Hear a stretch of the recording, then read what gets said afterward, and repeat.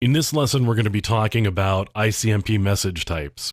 As I mentioned previously, ICMP is useful for diagnostics. It's useful for providing error conditions to a requesting or originating host.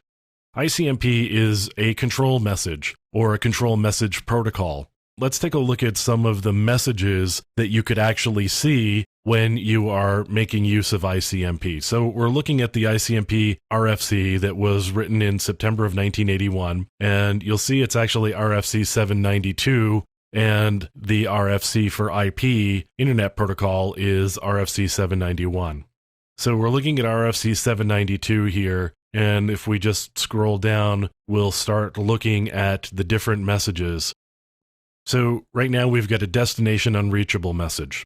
A destination unreachable message has to do with the system that is trying to be contacted isn't actually available. So that's a type 3 message, and you'll see in ICMP we've got a type and a code.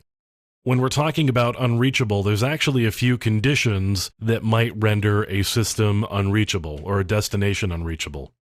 Code 0 is the network is unreachable. Code 1, host unreachable. Then we've got protocol and port unreachable, and fragmentation and DF set or source route failed. So those are some conditions that would make a destination be unreachable. So we've got a type of destination unreachable, and then we've got codes that give further detail as to what makes the destination unreachable. We've got a time exceeded message. This is a pretty simple one. The message that was being sent didn't get to its destination before the time to live expired. Right here, the code is time to live exceeded in transit, and the type happens to be 11. Now, scrolling down a little bit further, we've got a parameter problem message, and there's a problem with a parameter in the message that was sent.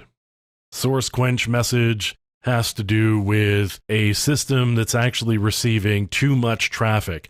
You may send a source quench message saying, slow down, don't send me any more messages just yet until I'm ready to catch up, because I'm just getting too much data.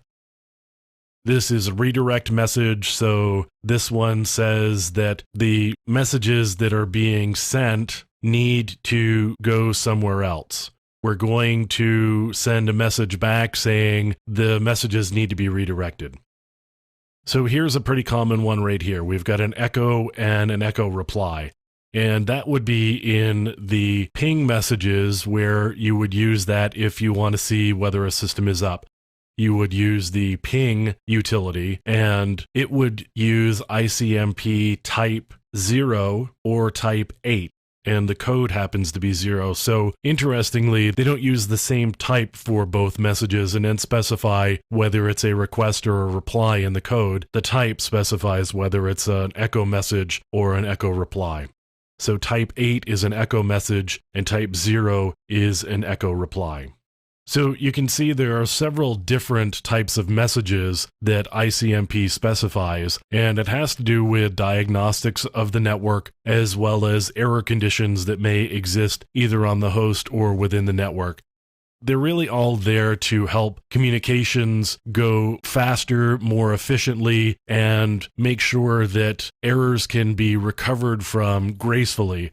If we don't actually send error messages back, then systems may have to wait until some amount of time is exceeded before they can do something else. So in this case, we can send error messages back, and the system should be able to recover cleanly and gracefully from those error conditions and either retransmit as necessary or abort the communications. So that's really what ICMP is there for, to manage those types of events, and these messages that we have looked at are really useful in helping that process along.